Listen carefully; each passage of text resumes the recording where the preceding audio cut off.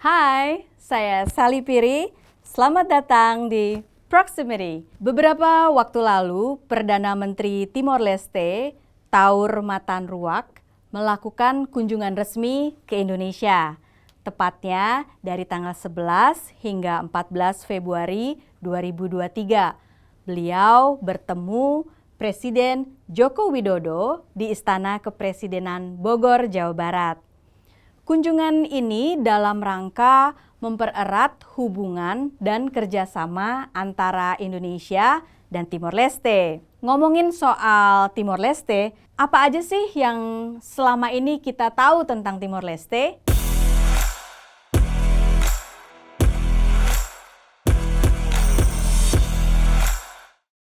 Timor Leste adalah sebuah negara yang pernah menjadi bagian dari Indonesia sebagai provinsi ke-27 yang ditetapkan pada tahun 1976 dengan nama Timor Timur.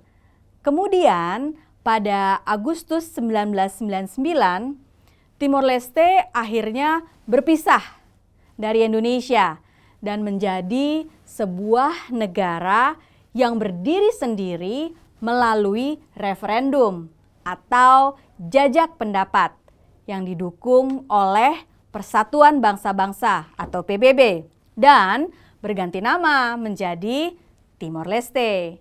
Timor Leste kemudian menerapkan sebuah pemerintahan bersistem semi-presidensial yang berbentuk Republik Demokratik. Artinya, negara Timor Leste dipimpin oleh presiden sebagai kepala negara yang saat ini adalah José Ramos Horta dan Perdana Menteri saat ini oleh Taur Matan Ruak sebagai kepala pemerintahannya. Bahasa resmi yang digunakan oleh masyarakat Timor Leste adalah bahasa Tetun dan bahasa Portugis. Sedangkan untuk bahasa sehari-harinya beragam. Contohnya, kalau untuk urusan pekerjaan profesional, mereka menggunakan bahasa Inggris dan bahasa Indonesia. Kita punya bahasa Tetun, salah satu bahasa nasional, bahasa resminya ada dua tuh, Porto dan Tetun. Bahasa kerja sesuai amanat konstitusi yang belum direview, ada bahasa kerja Inggris dan Indonesia. Kita namakan bahasa Melayu. Perekonomian Timor Leste bergantung pada sektor ekspor seperti minyak bumi dan gas alam. Selain itu, Timor Leste mengandalkan beberapa sektor lain seperti kopi, kemiri, dan ternak. Ada juga hasil alam lainnya berupa biji besi dan kayu. Oke, sekarang sebagai negara yang sudah berdiri sendiri, Timor Leste mau ngapain lagi nih? Setelah diakui kemerdekaannya secara de facto dan de jure, misi selanjutnya Timor Leste adalah membangun eksistensinya di pergaulan kancah internasional lewat beberapa organisasi dunia seperti the United Nations atau PBB. Kegigihan Timor Leste kelihatan dari minatnya untuk juga bergabung ke ASEAN. Contohnya, pada tahun 2009, Timor Leste udah greget banget dengan mendirikan Sekretariat ASEAN di Dili, ibu kota Timor Leste, sebagai salah satu syarat supaya bisa bergabung. Dilanjut, pada tahun 2011, Timor Leste secara resmi mendaftar sebagai anggota ASEAN. Baru mendaftar ya. Timor Leste berharap bisa resmi bergabung di tahun 2015. Tapi sayang banget, Timor Leste ternyata masih belum bisa secara resmi bergabung. Kok gitu ya? Ternyata hal ini dikarenakan Timor Leste masih harus memenuhi persyaratan lain, seperti keharusan memiliki kedutaan di seluruh negara anggota ASEAN. By the way, negara anggota ASEAN ada 10 ya. Selain itu, Berdasarkan studi yang dilakukan tahun 2016, untuk aksesi keanggotaan ASEAN menyatakan Timor Leste sendiri saat itu SDM-nya masih kurang, serta pertumbuhan ekonomi negaranya sendiri juga masih harus dikembangkan. Iya juga sih, yang ada anggota ASEAN lainnya jadi membantu Timor Leste gitu ceritanya. Saat itu loh ya, kegigihan Timor Leste untuk gabung ke ASEAN masih gas terus nih. Tepatnya pada 11 November 2022 yang lalu, Timor Leste mendapatkan dukungan secara resmi menjadi anggota ASEAN. Dukungan tersebut disampaikan secara resmi pada saat acara KTT atau Konferensi Tingkat Tinggi di Phnom Penh, Kamboja. Saat itu, seluruh kepala negara yang tergabung dalam keanggotaan ASEAN secara prinsip menyatakan sepakat Timor Leste bergabung di ASEAN. Great! Finally! Well done! Namun, saat ini Timor Leste masih menunggu segala proses persiapan. Sambil menunggu, Timor Leste diperkenankan untuk mengikuti berbagai pertemuan yang diselenggarakan oleh ASEAN sebagai observer. Kita diberi peluang untuk mengikuti pertemuan-pertemuan. Have a say, bisa pada awal pertemuan atau di bagian penutup closing dari setiap pertemuan yang kita diundang hadir. Nah, tapi observe, mencatat. Kita diberi semua dokumen yang disirkulasikan antara anggota-anggota ASEAN for us to learn, to start to challenge ourselves as a new member, sekalipun masih observer. Aku sudah hadiri 2, sebentar lagi dengan Australia, sudah mulai dengan Chile.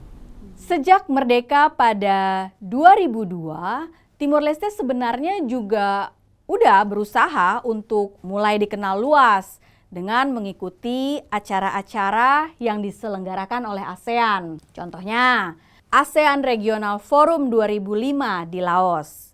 Kemudian Timor Leste pada tahun 2007 juga menandatangani perjanjian persahabatan dan kerjasama di Asia Tenggara, atau kita lebih sering dengarnya itu dengan istilah Treaty of Amity and Cooperation, yang merupakan salah satu syarat menjadi bagian dari ASEAN.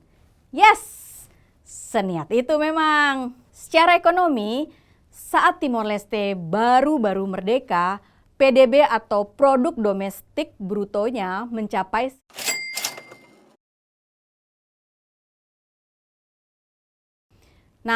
kalau dibanding-bandingke dengan negara tetangganya, ya belum mendekati. Let's say Indonesia ya, karena pada saat itu aja besaran PDB Indonesia tahun 2011 atas dasar harga berlaku mencapai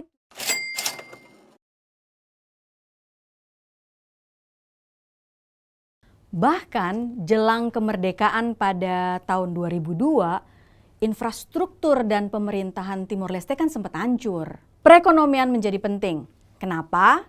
Menurut delegasi Indonesia pada pertemuan KTT ke-32 ASEAN tahun 2018 lalu, sebagai anggota ASEAN, ya perlu ada biaya ekonomi yang harus ditanggung oleh masing-masing anggota untuk berbagai keperluan seperti kepentingan pertemuan dan kegiatan yang diadakan. Oke, segitu niatnya ya, Timor Leste ingin resmi bergabung di ASEAN. Emang untungnya apaan sih Timor Leste gabung ke ASEAN? Jadi, dengan menjadi bagian dari ASEAN, Timor Leste bisa semakin mempererat hubungannya dalam berbagai area dengan negara-negara tetangga, terutama Indonesia. Hal ini akan memperkuat komunikasi antar negara dong pastinya. Nah, sebagai negara yang pernah menjadi bagian dari Indonesia, ternyata Timor Leste masih menyimpan berbagai kesamaan. Contohnya, Masyarakat sana umumnya masih menggunakan bahasa Indonesia dan bahasa Inggris kalau urusan pekerjaan. Menurut Duta Besar Indonesia untuk Timor Leste yang mulia Bapak Okto Dorinus Manik dalam wawancaranya bersama saya beberapa waktu lalu, dari anak-anak sampai dewasa, mereka bisa bahasa Indonesia dengan lancar. Kenapa? Karena mereka menonton siaran televisi Indonesia. Makanan-makanan khas Indonesia juga banyak ditemuin di Timor Leste. Kan anak kecil sekarang juga sendiri itu kan surprise bagi kita. TV dan sebagainya Iya, itu ya. pengaruh teknologi informasi ini sangat dahsyat. Ya kita kayak di kampung sendiri aja, misalnya di daerah gitu ya. Kita merasa kayak di Maluku. Indonesia Timur lah ya. Ya, Indonesia Timur lah khususnya ya. Ya makanannya juga biasanya makanan Indonesia. Jadi, ya kita masih saudara. Seperti yang disampaikan oleh Duta Besar Timor Leste untuk Indonesia, His Excellency Mr. Filomeno Alexio da Cruz, perbatasan yang ada hanya mengikat, namun tidak memisahkan. Garis-garis perbatasan yang sudah ada dan bakal ada atau diciptakan untuk membangun sinergi-sinergi baru antara dua bangsa bersaudara seperti Indonesia dan Timor Leste. Perbatasan yang ada itu hanya mengikat, tidak memisahkan. Nah, kalau kalian menemukan kesamaan yang masih dimiliki oleh Timor Leste dan Indonesia, tulis di kolom komentar ya. Dan jangan lupa buat subscribe youtube-kompas.com serta nyalakan lonceng notifikasinya untuk mengetahui beberapa update lainnya dari Proximity. Saya Sally Piri, pamit undur diri.